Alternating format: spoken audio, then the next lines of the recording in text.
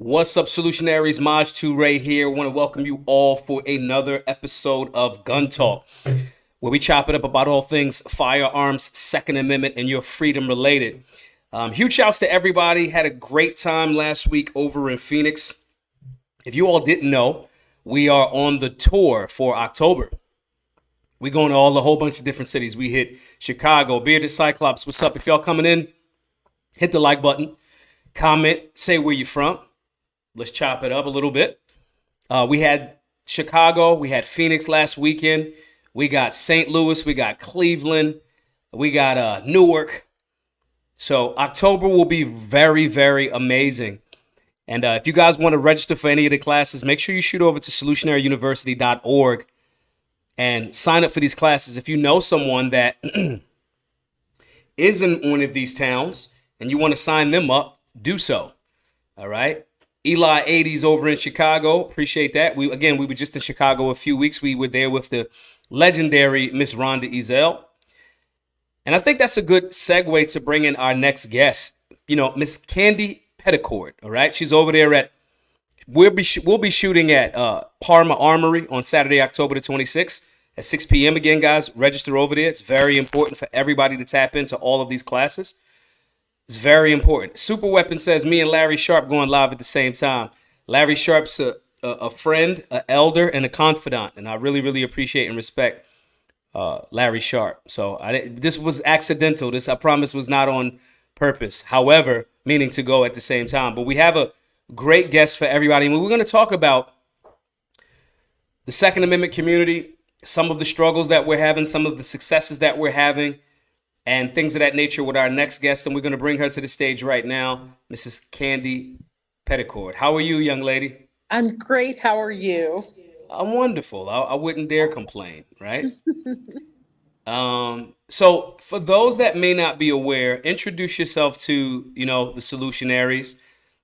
Tell folks who you are, your journey, let them know what you're about, and let's get into it. Okay. My name is Candy Petticord, and I am a mother. I am a wife. I've been married to my husband for over 30 years. Wow. Together, we have 12 beautiful children. What? And yes, we have 12 pettipeeps. I did We, not expect that at all. yes, we have 7 beautiful girls and 5 handsome boys. Listen, my grandma, I used to say, because my grandmother had 11 children. And I say all of the time, yeah, they don't make them like my grandma. My grandma had 11 children, right? And you just broke the record with 12 babies. Yes. Wow. Yes, we are very, very blessed. Good, good. So, of those 12, all of them are shooters. They're all Mm, marksmen. They believe strongly in the Second Amendment, our right to mm, bear arms. mm-hmm, Um, Gosh, and they're the reason for my journey, truth be mm, told. I had in To keep it kind of short, I had a friend, her and her husband, they're married and they mm-hmm, had 2 teenage daughters, and the yeah, husband worked the graveyard shift. mm-hmm, The mom was home with the 2 daughters. They suffered a home invasion.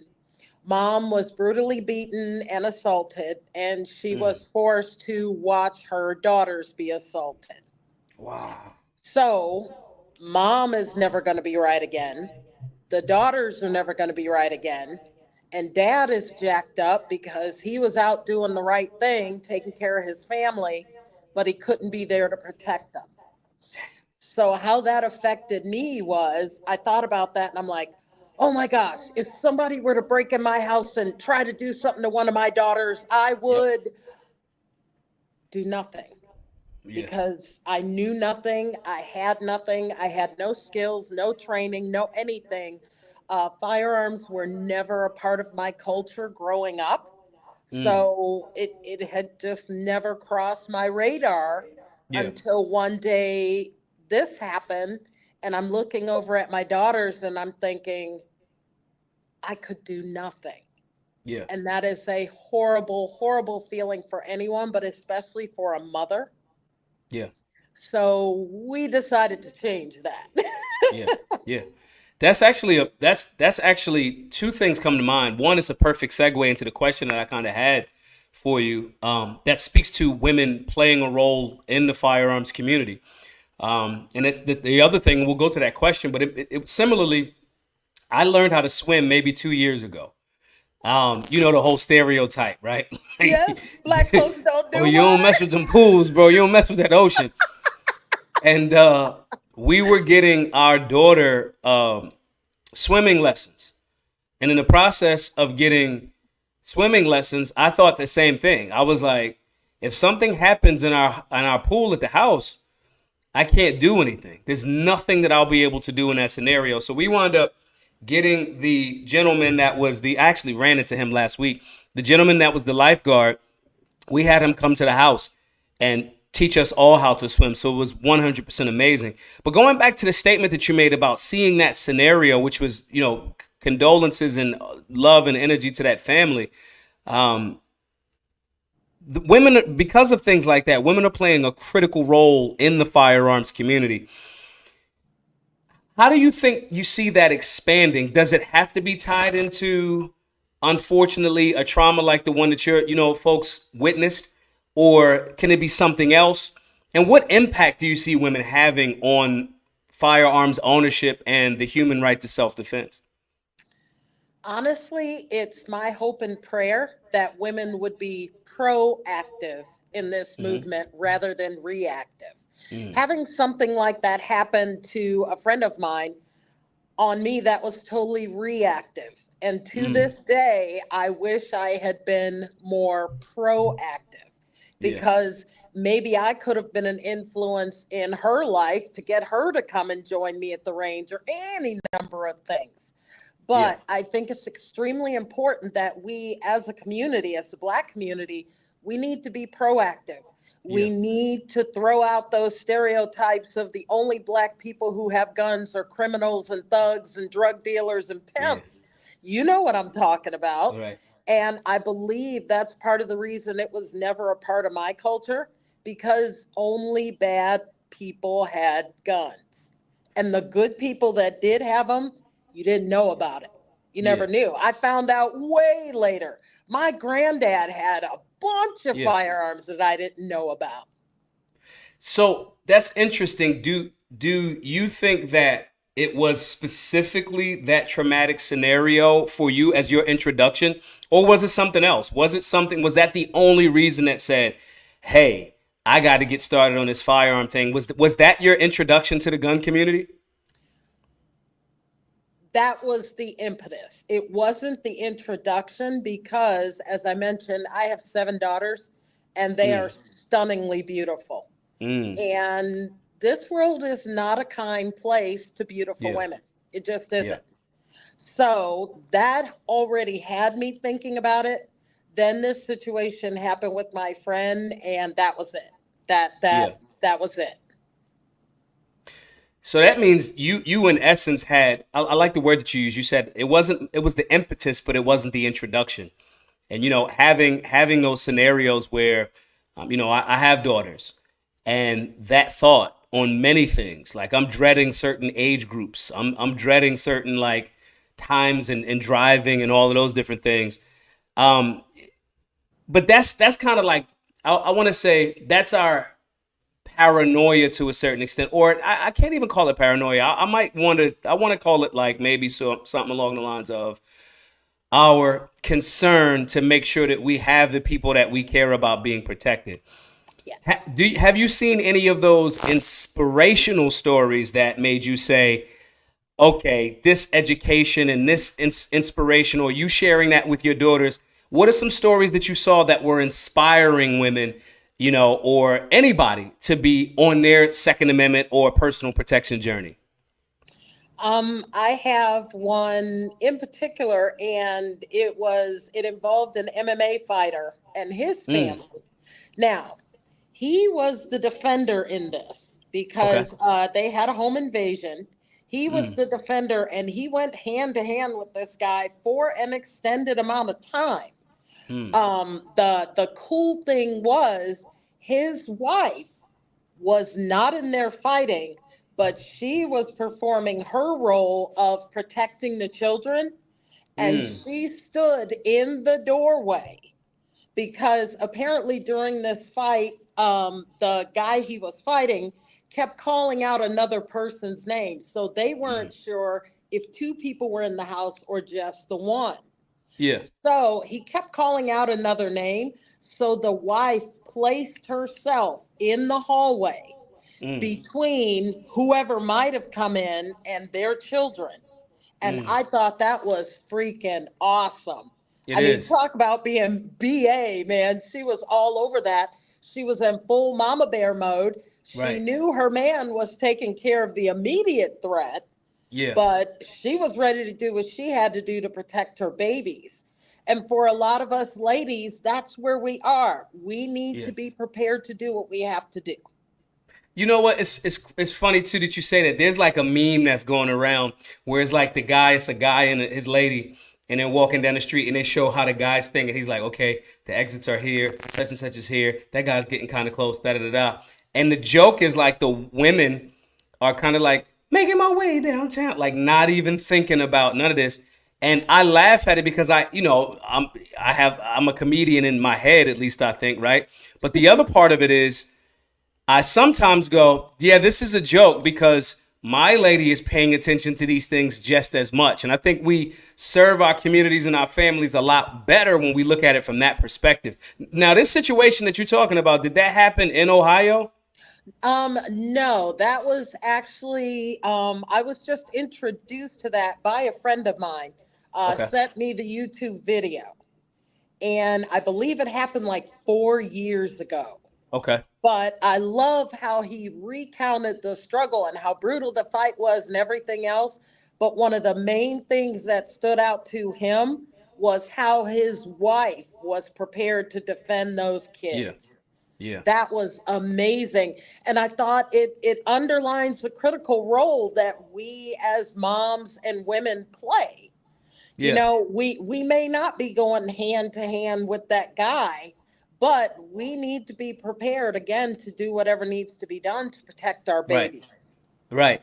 He gonna handle the hand to hand, the grimy work. If the bad guy got a +1 with him, I'll take care of that +1. Cause you I know, got the as we plus say all of the one. time, the bad guys love a +1, man. They love a +1 invited to the surprise party.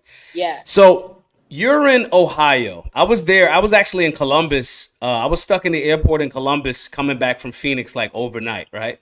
Oh, Um, sorry and about that. Columbus is interesting because I've been to different parts of Columbus or Ohio. Um, I remember certain parts were just like peaceful and whatever, but then it's just like other areas. You hit that one corner and you Yep. right in the middle of the And you hood, know it. right? Yep. And You you know it. immediately, right? Yep. What's the landscape like? Because my experience is at Cleveland, Columbus, they're very one-offish, right? We've done classes in Cleveland before, but I never was there long enough to really get a feel for what the Second Amendment landscape is like. What is that like in Ohio or Cleveland? And in terms of like laws, local gun culture, like is it a okay, only this section of the people really are on safe and responsible firearms ownership? Does Cleveland, are they like, yeah, man, because everybody know Texas and Florida is like, hey, we have guns, we do this. What's the culture like? Is it a good gun culture? Is it a good does Ohio have good gun laws? What's your take on that? I would say Ohio is a good gun culture. Mm, We are learning, we're growing, yeah, we're yeah, evolving.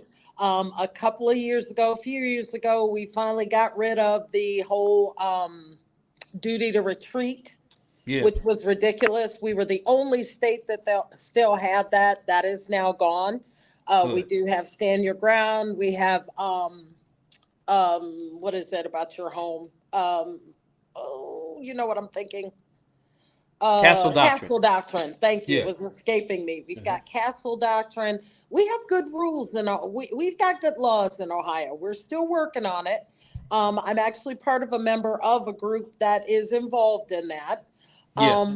We still have a ways to go. We do have permitless and constitutional carry, which are good things. Yeah. But we still have our pockets. Like Cleveland is a heavily, I don't want to get political, but it is a Democratic city. Yeah. So we kind of have that stigma and Yeah. stereotype about firearms. However, Parma is located on the outskirts of Cleveland, and Parma Okay. is a phenomenal range. Mm. The atmosphere is changing, the Yeah. landscape is changing, and it's tickling me. It's just tripping my trigger to see more people of color coming to the gun range, Yeah. coming to classes, registering for training. The word is getting out that yes, there are a lot of good black people who have firearms, Yeah. and that's a good thing. What are some of those challenges? You said that there are things that we still have a little bit of work to do and we're learning, right? What do some of those challenges look like for the folks in Cleveland, or I'll say even Ohio in general, but more specifically Cleveland? You also said something that I think is indicative. Me and my partner were talking earlier today about our brand and being an urban brand technically because we go to the areas with BGM that are mostly urban, and those are the areas where there's the gun control. And to your point of it doesn't have to be political, just these cities just happen to be more anti-gun and trying to set the precedent for the rest of the state because that city has more inhabitants or citizens than pretty much any other city in that state. My point though is we were having that discussion about how that works. So in your view, what are some of the things that Ohio and Cleveland more specifically, we could give some pushback and we need a little bit more work on? Like and what does that take to change those things? It takes people advocating for themselves. Mm. You had mentioned before that there are certain areas that you just don't go to, Yeah. or you hit that corner and you're like, oh, we turn around and going back the other way. Well, if we know that, don't the people who live there know that as well? Mm. And are they happy with that? If Mm. they're not happy with that, what are they doing to change that? Yes. And one of the main things that we can do to change that is speak up and speak out. When Yeah. we have community meetings, go to those meetings. When we have town halls, go to the town halls. Make your voice known. Yeah. You can write a petition that, hey, this is going on. What are we going to do about it? We know that that house on X corner is a drug house. Mm. Why isn't that being addressed? Mm. And just keep bringing it up. Be that fly in the ointment, that bug in the ear that gets the gears rolling. Because I think part of our problem is for too long, we've just accepted that this is the way things are. Yeah. And they don't have to be. I agree. I agree. Everybody that's tapping in right now, we are speaking with Mrs. Candy Petticord, mother of 12 beautiful babies. 12, one a month. The birthdays never end at the Petticord Correct. household. Every month. Make sure you guys coming in, hit the like button, guys. You know how we do this. We will be having 2 lives today. This is Gun Talk. This will be transferred to the Black Guns Matter podcast. I'm pretty sure y'all, this might be the first time we actually discuss that publicly. But make sure you guys are sharing the content. If you're watching this on x.com, make sure you are reposting it. If you got questions, if you're on youtube.com/Maj Toure, rumble.com/Maj Toure, ask your questions. And we always ask for 10 folks to hit with $20 super chats so we can continue doing the work. Now, we're doing the work with Mrs. Petticord in Cleveland at Parma Armory, October the 26th. I want everybody to sign up for that at solutionaryuniversity.org. Okay. And we got to start asking these questions because when we have folks from our communities doing this type of work and openly saying like, nah, this is great, this is what we have to do, we have to follow up on that. When people have an expertise in a lane, cultural lane, Second Amendment lane, political lane, it's always very important for us to listen to that. So with that being said, everybody, make sure you hit the like button. We will be tapping it again at 4 p.m. Support the work, givesendgo.com/solutionary. Register for the classes if you know folks in Cleveland or the surrounding Cleveland areas at solutionaryuniversity.org. Want to ask you, what role does Parma Armory play in gun safety education? Because I know when you go to some ranges, right, the ranges are amazing and they got that good feeling, right? Does the community understand that good feeling that a solid range has? And what kind of separates Parma Armory a little bit differently from some of the other ranges in the area, for lack of a better term? What would be your elevator pitch to say, this is the reason why you should come to our range? What would be my elevator pitch? We are phenomenal. Mm, We are warm. We're yeah, friendly. We're inviting. yeah, You feel very comfortable here, even as a brand new shooter. yeah, You know how when you go to some ranges, you just get that feeling of, I'm not going to ask any questions because they're going to make fun of me. Oh, great. I'm the only black person in here. How is this going to go? Oh, is mm, that banjos I hear in the background? That type of thing. We don't have any of that here. We are very, very inclusionary to everyone who comes in because yeah, our passion is training. Our yeah, passion is educating our community. It really is. We are all about, we will meet you where you are. If yeah, you come in here and you tell us you're a competition shooter and you're interested in renting the private range to practice, we're all over that. But yeah, if you come in here and you're Mrs. Johnson and you tell me my husband passed away last year, I'm living alone, I'm not in the best of neighborhoods, I'm afraid, but I don't know where to start, yeah. we'll meet you there too. Yeah, that's very true. I'll tell some of our students that if you go to a range and you say a solid range, you go to a range or a gun store and you tell them like, "Hey, I'm starting my firearms or personal protection journey. I took a basic firearms class. I'm familiar with the safety components. My handling and manipulation of firearms is cool, but I'm trying to figure out what firearm is going to work for me." If it's a good range and that person behind the counter, usually they eyes light up, man, because they're like, "Oh man, we got Oh, all of the we've been stuff waiting right for here." you. Right. Where have you been all our life? Right. You 1000% get an opportunity to get, Yes. some good information from those folks. Yes. Um, I gotta go back a bit. Okay. I can't when we on the show, we family at this point, right? And Mhm. and understand family. You have 12 babies. What are the ages of these babies and how did you do it? How? Well, So wait. This is a family show. We know how y'all did it. We know we how had a you did it. problem figuring it out. They just kept coming and we couldn't figure it out.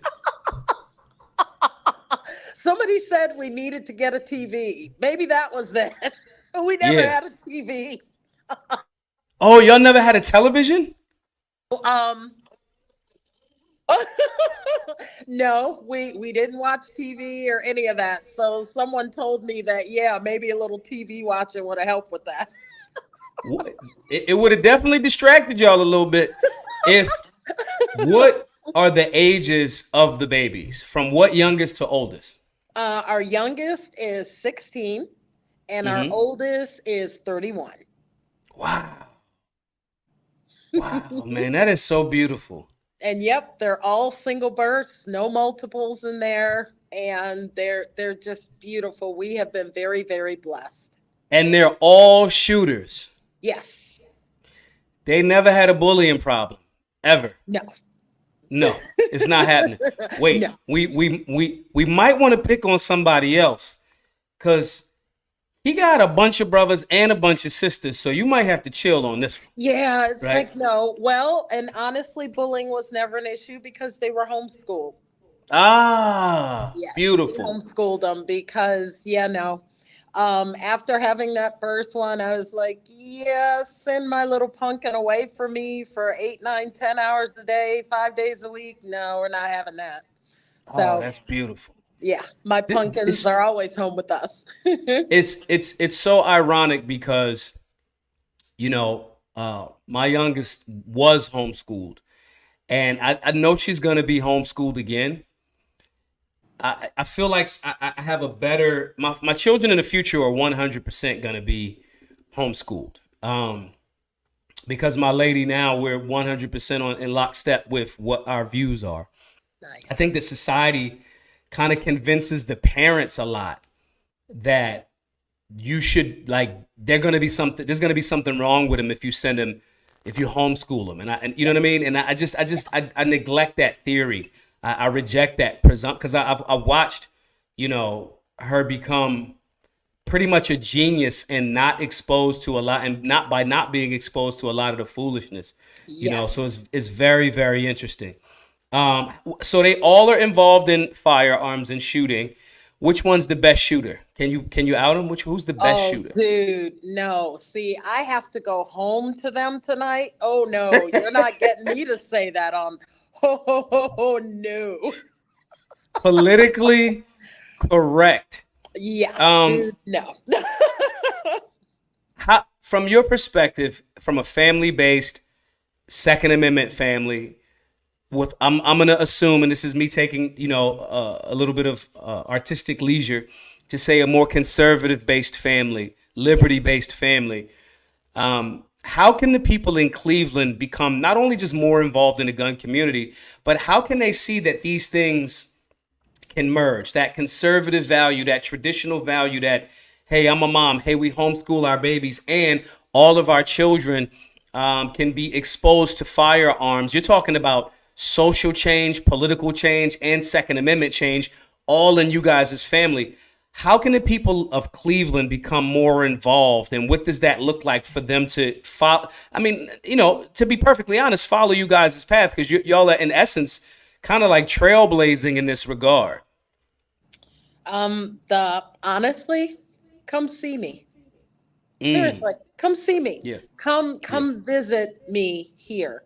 Come Yeah. see what we do. Give me the opportunity to show you what an awesome community it is that we have. And we Yeah. do. We have a wonderful community. You mentioned Rhonda when you were talking before. I know Rhonda. That's my girl, Rhonda Yeah. Ezel. That's Yeah. my girl. I love me some Rhonda. And you find out, you start name dropping, and you're like, oh my gosh, I know them. I know them. Right. I know them. And you find out you become a whole nother family. You expand your family to all these other people, but it has to start with you being willing to take that first step and break those stereotypes, break Yeah. that mold. Yes, go to Parma, white Parma where the gun range is, and come and see me. Do I Yeah. look like a stereotypical firearms instructor to you? I'm not. Yeah. I'm a mother of 12. I'm a Yeah. black. I'm a female. I'm middle aged. I mean, I'm everything that society says I shouldn't be as a Mm. firearms instructor, yet here I am. Yeah. You Take know what that I first think? step. I think that I remember a few years ago. I haven't been back to SHOT Show since the whole like COVID overreach, right? And somebody went that following year. That year that I was just like, nah, because we kept getting kicked off of planes and all of this other stuff. But anyway, uh, I remember somebody calling me and saying, "Yo, Maj, you know, SHOT Show looks like you now." That's because I showed up just I wear hoodies, bro. I wear jeans. And it's not a knock to any company, but my drip does not necessarily consist of gray manning. Like it just Right. and so I remember those folks saying like, man, it's changing. And I can say that too. I remember one of the first few years that when I was doing stuff with the NRA, we got the NRA like solid press, good press in CNN at the NRA annual meetings. And saying that to say, I think that the people that are still trying to package what a gun owner looks like as not you or I think they're holding to a dying ideal that has honestly been on life support for a very, very long time. I Agreed. think that most Agreed. Americans, you know, I think most Americans are gun owners. I think that they may be, to your point earlier, they may be quieter about it. They may be like your grandfather that has an arsenal that just doesn't tell nobody, right? But I just challenge everybody to kind of like be a little bit more vocal. You don't have to tell people. I'm not going to be mad if you got a saga from Russia, import that may not be above board, but I I agree. do think that people should 1,000% be more communicative and open. It reminds me of the story of the Arnold Schwarzenegger when he was playing, when he started the whole that journey of bodybuilding and was in it deep. Most of the bodybuilders at the time would just be in the dungeon just working out and didn't want to have the conversation about what bodybuilding actually is and was to them. And Arnold was willing to be the person that would just talk about it, even with his super thick Austrian accent. And he's been on a 40-year hot streak, right? Like Oh yeah. movies, Governor, all of these different things. And so, saying this to say, I just want to challenge and invite everybody to have that conversation about firearms ownership, even if you're not necessarily explicitly saying exactly what you have if you don't feel comfortable with it. But I think that speaks to your point of going down and seeing Mrs. Petticord over at Parma, signing up for the class. We will be there October the 26th. I want everybody to go to solutionaryuniversity.org, sign up for the classes if you're in the area, and just, or even just promote it. But we need more and more people from Yes. our communities all across America to tap in to this amazing, constitutionally protected, rich tradition of firearms ownership that we have. And I'll turn it over to you for the final thoughts, and just let folks know again how they can follow you, what you think, and just wrap up for us, from your perspective, as deep and as positive as you like. I love everything you said. I think it is so critical for our community that we bury that stigma. Mm, Bury the stigma that the only black people with guns are bad people. That is mm, not true.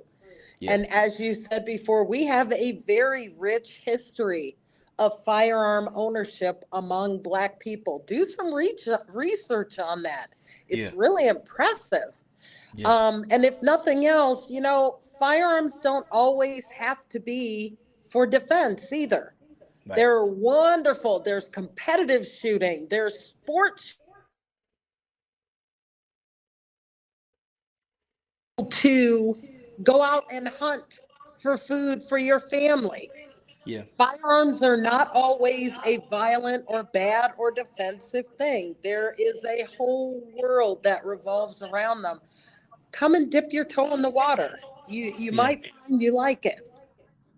100%.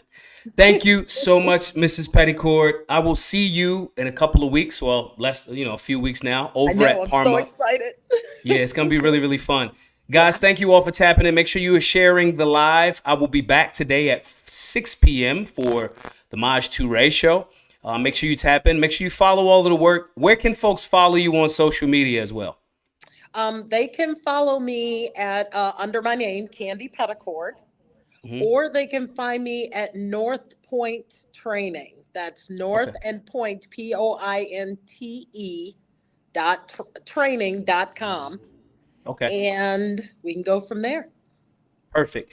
Thank you all. I will see you guys in a bit. Make sure you're sharing this all over the place, guys, as well as support the work so we can continue to make content like this available to you. GiveSendGo.com/solutionary. We got a big goal of trying to get to $20,000 by Sunday at midnight. That means we need 1,000 folks to just donate $20. Hit that link right under my screen, my beautiful mug right there. GiveSendGo.com/solutionary. I will see you all at 6 p.m. Be safe, be solutionary.